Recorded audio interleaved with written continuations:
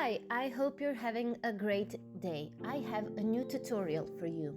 If you've been having trouble with exporting your garments and avatar textures, as well as animations from STYLE3D to Blender, this one is for you. I personally face challenges in this area, so I'm glad to help anyone out there who is also struggling with this, and in this tutorial I'll walk you through the process with my own design. I hope this helps, so let's dive in. Open your project in STYLE3D with applied materials, textures, colors, and trims. For the purpose of this tutorial, I'm using a holiday project that I've been working on. Now navigate to the Tool menu, select Offline Render and click on Sync. Just so you can see how the final rendering should look like and you can use it as reference. I have strengthened the pattern pieces to increase stability in the animation. However, feel free to leave them unstrengthened if you prefer a more intricate and detailed fabric movement. It's all about finding the balance that suits your creative vision. Now, let's dive into the exciting world of animation. Head to the Tool menu and click on Animation Editor. Hit the plus button next to Move. Choose the movement that resonates with your vision. STYLE3D offers plenty of options, and you can even expand your options by downloading new motions from the resource library. To access the resource library, click on the little box icon. Navigate to Avatar, Female. Adjust accordingly if you have a male or child avatar. Click on Motion and spot the small cloud icon in the upper right corner. That's your gateway to the download section. Here you'll discover lots of additional avatars, hair and motions and animation options you can download and use. In the pop-up window, I make sure to leave the first box checked. I check the second box. Animation starts from the avatar's current position. This ensures that the animation begins from the pose you've specifically chosen. Once you've selected your motion, you have various options to control camera movements if you intend to render in STYLE3D. However, I'll be setting up my camera later on in Blender. To initiate the animation simulation, click on the camera icon and patiently wait until all the frames are simulated. Keep in mind that the processing time can vary based on the power of your computer. You can track the course of the motion in the 3D window as it records the animation. If you detect any issues or collisions, pause the animation, go through all the pattern pieces properties that could be causing the problem, and then restart the process. I recommend maintaining the strengthening and setting the animation particle distance at 8 for larger pattern pieces and 3 for intricate details such as jewelry in my case. This approach has proven effective for me in this case, but feel free to experiment and find what works best for your specific garment. The optimal settings can vary based on the materials used and the overall aesthetic you're aiming for in your design. It's all about discovering the right balance that enhances the visual appeal of your vision.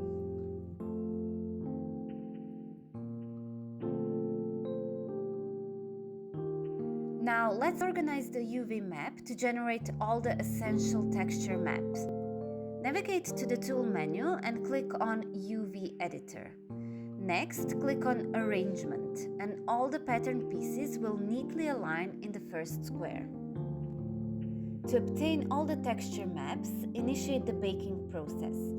Select the folder where you want to save these maps and click OK. These maps will be essential for your work in Blender. Moving on to the next step, it's time to export the animation. For this, go to File, Export, Alembic, and save it as an .abc file in your folder. Make sure to tick all the boxes as you see on the screen.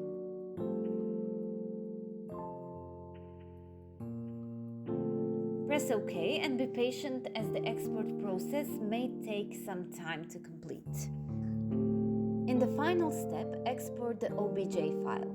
Go to File, Export, OBJ, Object, and ensure to tick all the same boxes along with the option to save as a zip file that will contain all the avatar texture maps covering the body, face, hair, etc. This ensures that you have a complete and organized set of assets ready to use in Blender. Let's move to Blender. While I assume you have some basic knowledge in Blender, I'll try to provide detailed and clear instructions. However, if you're not familiar with certain aspects, feel free to ask for more clarification. Click on the cube and just press delete so we get it out of the way. I will get rid of the light as well, as I will be using a HDRI map for the lighting. Keep the camera as you will need it anyways. First, you want to import the Alembic file into the scene. Go to File, Import Alembic, and reduce the scale to 0.01. Perfect. If you had some additional props, scene elements, or light sources in STYLE3D, they would import as well. Switch to Rendered View in the Viewport Shading settings to preview the final result of the applied textures when imported into Blender.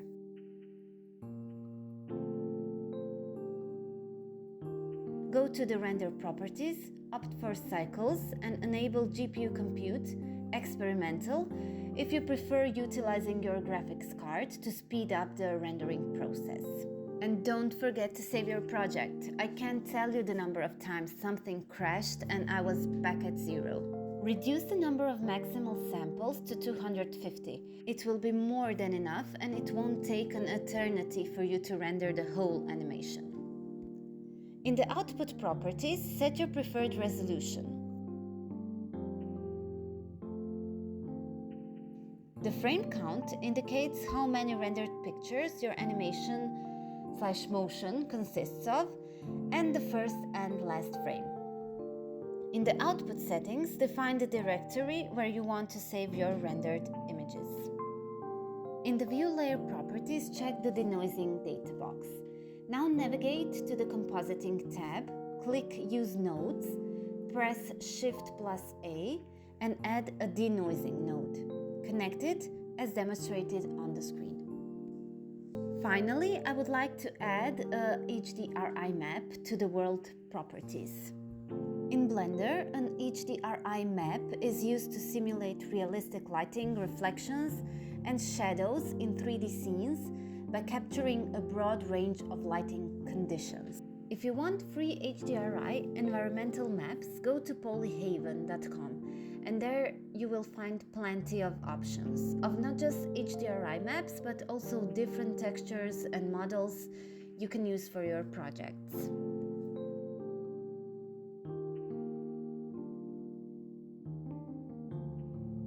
Go to World Properties, click on the little yellow button and select Environmental Map.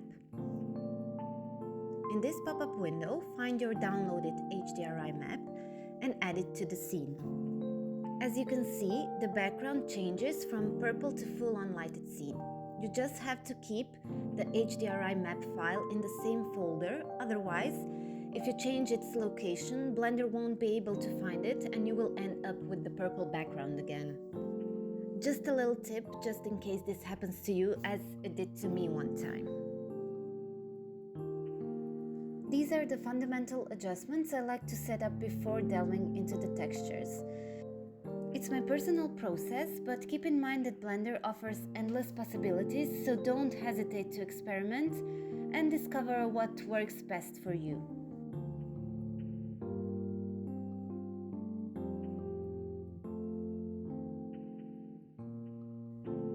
When you import the Alembic file, in the Scene window under Collection, you will see all the imported objects. The buttons and trims, the cloth piece that contains all your fabrics from STYLE3D, and the skinned mesh that relates to the avatar. Let's apply textures to the garments first. Click on the first fabric. It consists of numerous cloth pieces. Select the first one, go to Material Properties and select the first material. In the 3D viewport, you can see to what pattern piece the material is assigned to since it is highlighted orange. The drill is, you start in edit mode, so if you are not in edit mode, press Tab. Press A to select all points, and in the material properties, click Assign. Move the mouse back to the viewport and click Tab again to return to the object mode. In object mode, click Remove Unused Slots here and remove the remaining unnecessary materials. Double-click and rename it so you can navigate through this process much easier. Do the same steps for the other cloth pieces.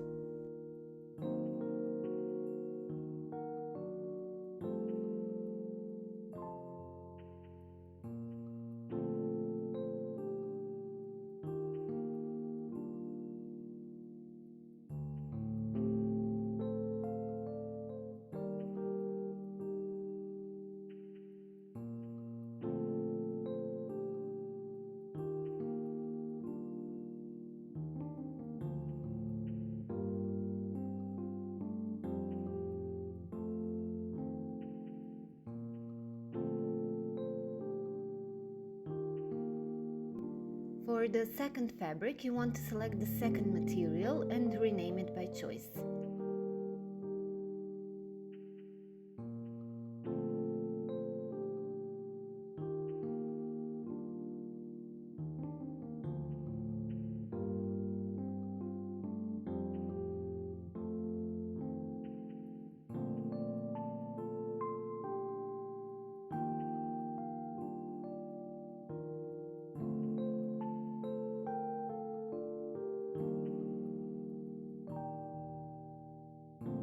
For the third fabric, you select the third material and so on depending on the number of fabrics you have.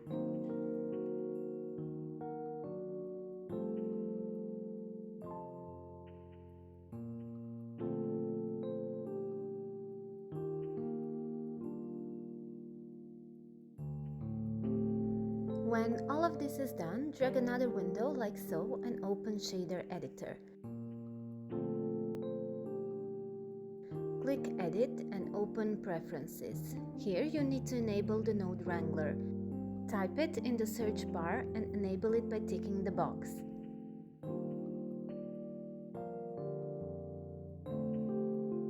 Click on Use Nodes and the two nodes will appear.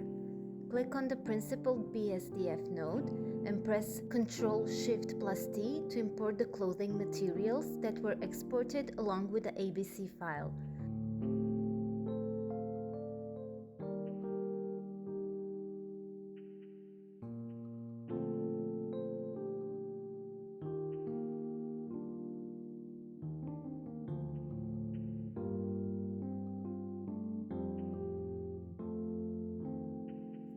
The third material is sheer, so I reduce the alpha value to 0.5. Now, all of the material textures are applied and it's time to move on to the avatar.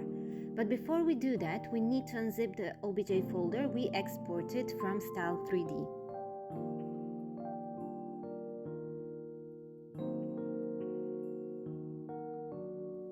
Select the avatar and in the material properties you will find a list of materials we have to assign textures to: body, face, hair, eyes, eyebrows, etc.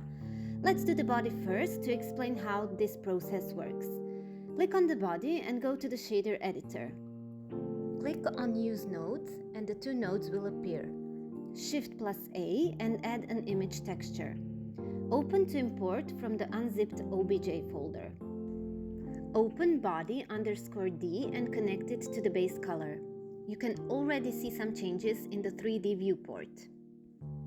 Copy the image texture node and import body_S, connect it to sheen and change the color to non-color.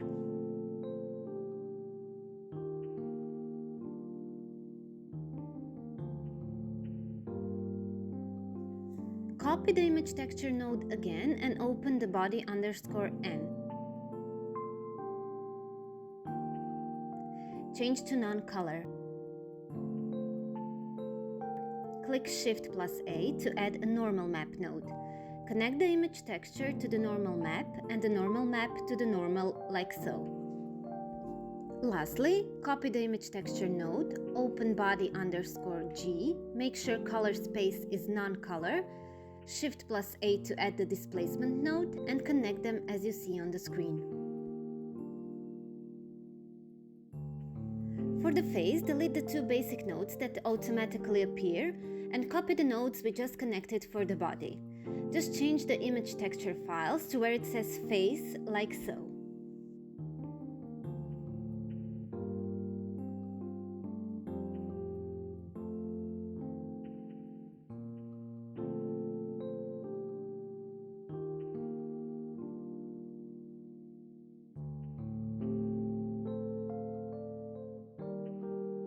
For the teeth and tongue, copy the nodes of the body as the textures are the same.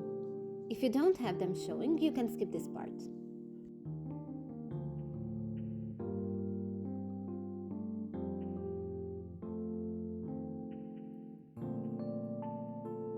For the eyes, import the base color, sheen and normal map and copy it for the cornea.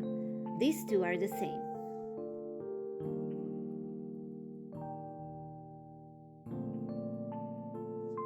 For the lashes, there is only one texture available, connected to the base color.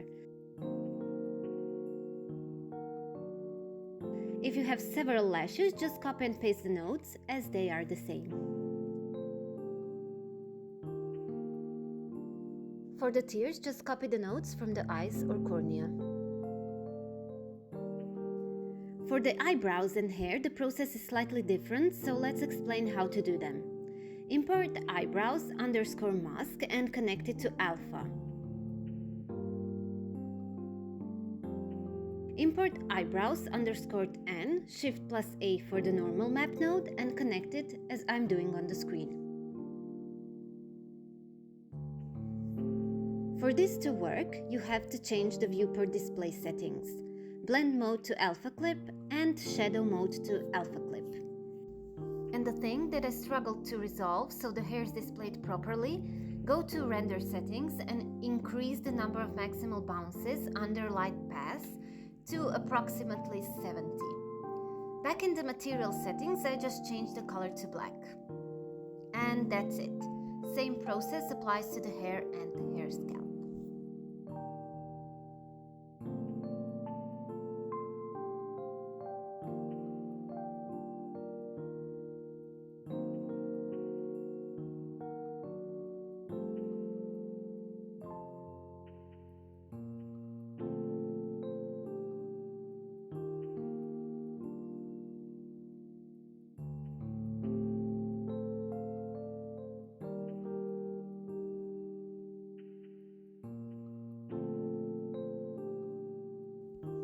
The avatar is done and ready. For the final step, I will be adding my objects to the scene and additional lights if needed, depending on the final outcome I'm hoping for. If you want lots of different free options for materials, objects and scenes, you can download an add-on called Blender Kit. It helps a lot, especially if you are a beginner. To start the animation, click Ctrl plus F12 and the rendering process will start. If you want a separate tutorial on that, please be sure to let me know.